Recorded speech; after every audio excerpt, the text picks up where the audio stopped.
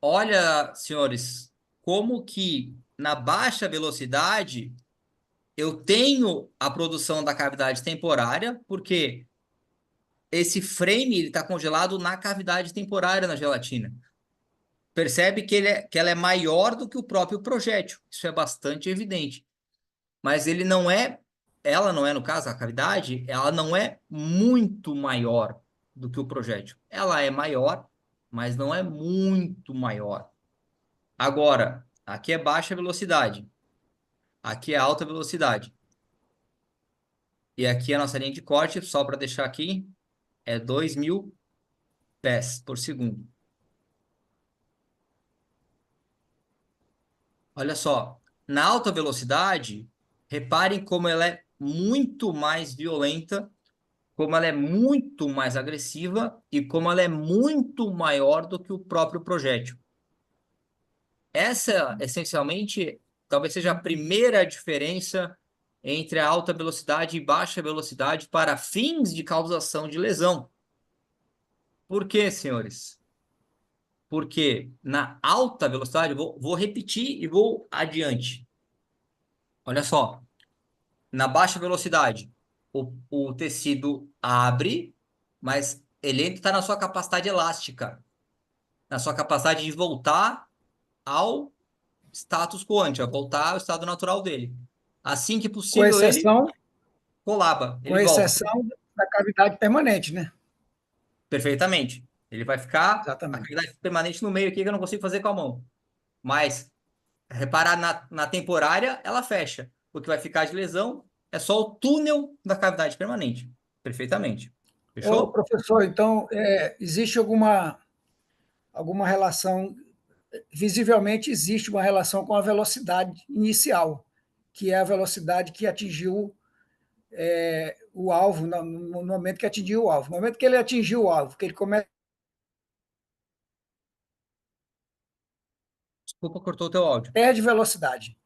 Então, Você pode só voltar um pouquinho? Só volta um pouquinho porque essa cortou uns 20 segundos do teu áudio. Pode só minha, repetir? minha Pode falar que internet eu estou está te uma ouvindo. porcaria hoje. Pode Então, falar. essa cavidade temporária, ela tem muito a ver com a velocidade inicial. Perfeitamente. Está me ouvindo agora? Agora sim, vamos lá. Bom, Pode falar. o raciocínio que eu vejo aí, olhando as duas fotos aqui, essa cavidade temporária, ela tem tudo a ver com a velocidade do impacto. Que à medida que o projeto avança, ele vai perdendo velocidade e esse deslocamento dessa massa aí ao redor do projétil, ela vai diminuindo e fica no momento em que só tem a cavidade permanente. Está correto falar isso? Tá perfeito, tá? Não, não falaria melhor. É isso aí. E isso vai ter várias consequências. A gente já vai falar sobre isso. Beleza? Mas olha só para eu entender. Alguém mais ficou com alguma dúvida até aqui ou a gente pode seguir? O que acontece? É importante que vocês entendam isso de verdade. Pare e pense, não, eu entendi essa matéria porque ela é complexa, ela é cheia de nuances. Então, se eu seguir sem vocês entenderem essa base, vai ficar um pouco abstrato, eu acho. Então, é importante que a gente construa bem a nossa base, até porque a gente tem um tempo bom para trabalhar. A gente não precisa correr com a matéria, a gente pode dirimir as dúvidas todas para a gente prosseguir depois, tá? Ficou claro? Beleza? Prossiga. Então tá. Voltando. A cavidade temporária da alta velocidade, ela é muito mais violenta e ela é muito mais danosa ao corpo humano como regra. Por quê? Porque os tecidos se afastam com uma velocidade tão alta, eles são jogados para fora radialmente com tanta violência que, como regra, isso passa da capacidade elástica do corpo de voltar ao homeostase. Então, a lesão causada, ela é muito maior, como regra, do que a lesão causada por cavidade, baixa velocidade. A alta velocidade, os projéteis de alta velocidade, eles conseguem lesionar por cavidade temporária, que é o que a gente chama de lesão secundária. Então, eu tenho a lesão primária por cavidade permanente, eu tenho a lesão secundária por cavidade temporária. Levem isso em mente. Enquanto a baixa velocidade, o único meio confiável e previsível de causar lesão é a cavidade permanente, na alta velocidade, eu vou ter ao menos dois como regra, que é o dano da cavidade permanente, porque ele vai existir, apesar dos projéteis de fuzil terem um calibre real menor como regra, mas ele vai ter sim a sua cavidade permanente, sua destruição tecidual, aonde o projétil bater de frente, ao mesmo tempo que ele tem um segundo meio de causar a lesão, que é pela cavidade temporária. E isso gera, senhores, o que a gente chama de lesão remota. O que que é lesão remota? É a destruição tecidual de órgãos ou tecidos ou estruturas biológicas que não foram atingidas diretamente pelo projétil. Eu posso Professor, ter, só deixa eu só acabar o exemplo só para ilustrar, aí eu já passo a palavra para ti. Eu posso ter, por exemplo, um tiro no tórax de fuzil, por exemplo, que vai lesionar o fígado daquela pessoa. Tem um estudo chinês que demonstrou que a cavidade temporária de alta velocidade, ela consegue fraturar osso. Ou seja, vamos supor que eu tomei um tiro na coxa, não pegou no meu fêmur, pegou no músculo. Mas é possível que eu tenha fratura do meu fêmur por cavidade temporária, o que não ocorre se fosse um tiro de pistola, um tiro de revólver, um tiro de baixa velocidade. Beleza? Quem me chamou? Odair, Por favor, Odair. professor, ali o calibre de fuzil ele tem um diâmetro menor, né? Mas Positivo. depois que passa ali do neck, ali do pescoço, quando ele começa a tombar, aquilo provoca cavidade permanente ou temporária? É os dois. A gente já vai chegar lá, Odair. A tua pergunta é excelente. A gente só Ah, não legal. chegou, a gente só não chegou lá ainda porque esse tópico ele tem que ser tratado com calma, senão ele gera muita confusão. Mas Ah, tá. quando o projétil tomba, eu tenho um aumento de cavidade permanente e de cavidade temporária. Ela é mais agressiva ainda Professor, depois que o projétil tomba. Diga. ok. Suponhamos que eu consiga colocar um, ambos em baixa velocidade, um projétil de uma pistola 45 e uma 9 mm com a mesma velocidade. Ao impactar, vai haver uma relação entre as cavidades temporárias, entre os dois calibres, considerando que os dois atingiram o alvo com a mesma velocidade? Excelente. Só que quem perguntou?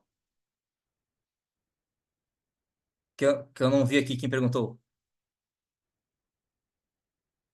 Anaximenes espalhando. É o Anaximenes. Anaximenes. Que nome bacana, cara. Nunca conheci nenhum Anaximenes. Gostei, gostei. Achei bacana. Achei bacana. Vem do grego, suponho. Exatamente.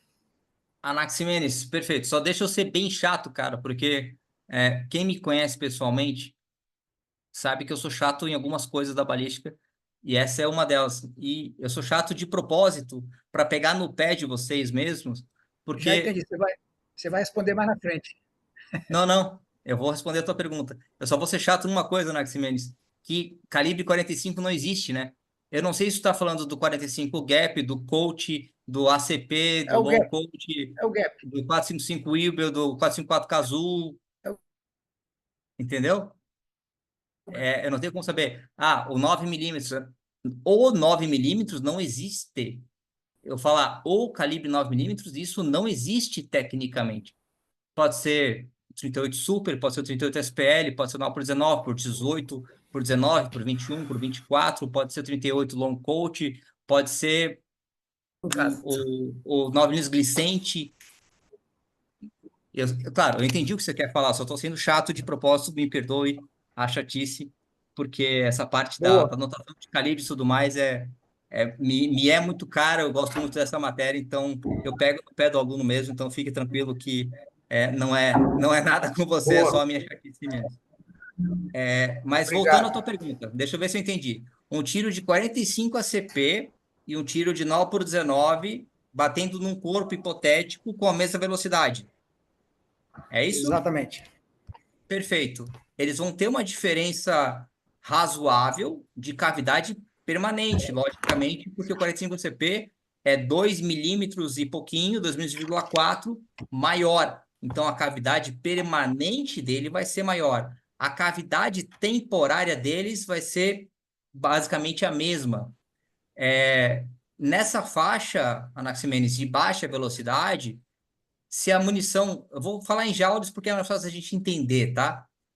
Uma 45 ACP com, sei lá, 700 joules ou uma 9x19 de 550 joules, isso não vai fazer uma cavidade temporária significativamente maior. Elas vão ser basicamente iguais do ponto de vista, pelo menos de perfil de lesão. Eu vou ter a diferença, sim, de permanente. A cavidade permanente vai ser diferente, mas a temporária vai ser essencialmente igual. Beleza? Beleza. Respondi a tua pergunta? Respondeu. Tá, só me perdoe pela chatice. O diferencial, então, realmente é a velocidade com que. Só que é uma velocidade, Anaximenes, que a gente está falando aí de projéteis na casa de 250, 300 metros por segundo para 600 metros por segundo, é o dobro de velocidade. Aí sim faz diferença na causação de lesão. Um projétil a 250, 280, 300, 350 metros por segundo não vai fazer diferença de cavidade temporária, essencialmente. Ok. Beleza? Deixa eu só botar esse pingo no i, porque senão eu vou ficar incomodado. Se eles tiverem a mesma massa e um for, sei lá, 50 metros por segundo mais rápido, teoricamente ele vai produzir um pouco mais de cavidade temporária. Mas isso não é relevante.